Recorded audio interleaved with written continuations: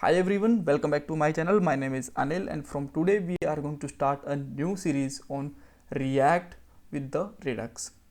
Yes, you can also use Redux with the Angular, with the Vue.js or even with the Vanilla.js also. But React and Redux is a very powerful combination and you can say that the 95% of the developers use Redux only with the React.js, right? Then in this video we will see what is Redux, why we need it, we will understand the Redux with the diagram, then we will see that how it's work, and we will also see the topics of the this complete series, right? And I will make a separate video on every topic. Then we will get around 20 videos on the Redux.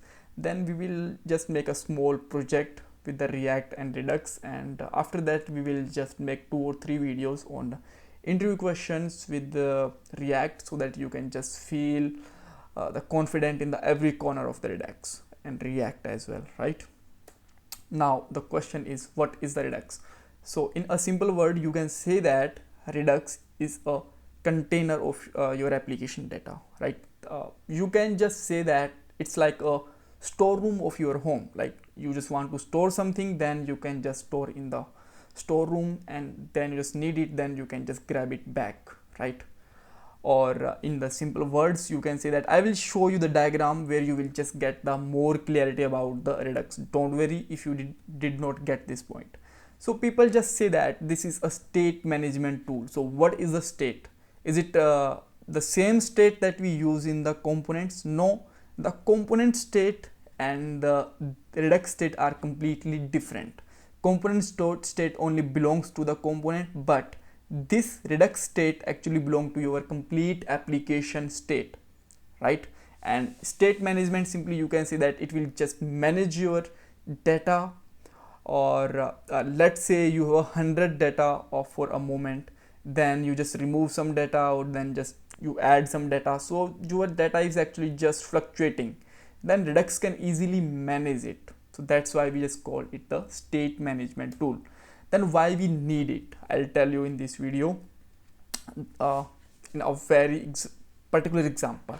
So here you can see that in a Redux basically we use the components for every feature. For example, this header is a separate component, then menus should be the separate component, then these are our separate component for the products, and the total or checkout value is the separate component. So how we can just communicate with the two components? Let's say you just remove the some products or add some products, then they should be visible here, that how many products in your cart, and the total of your products price should be there. Like how you can communicate these and these products, right, in React.js specifically.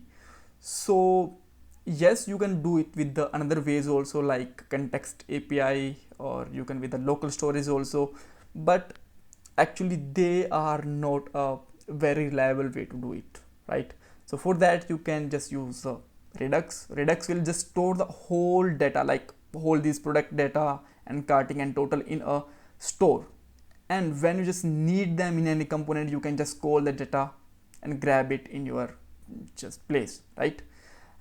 This is a more specific example. So let's say these are your products, right, and here are the items in your cart. So let's say you just want to remove or add your cart items from the cart, then the data will be stored here in the store, and then this data will be just displayed here and whatever we just want to display it, right? So and these data is actually spread by the props, right?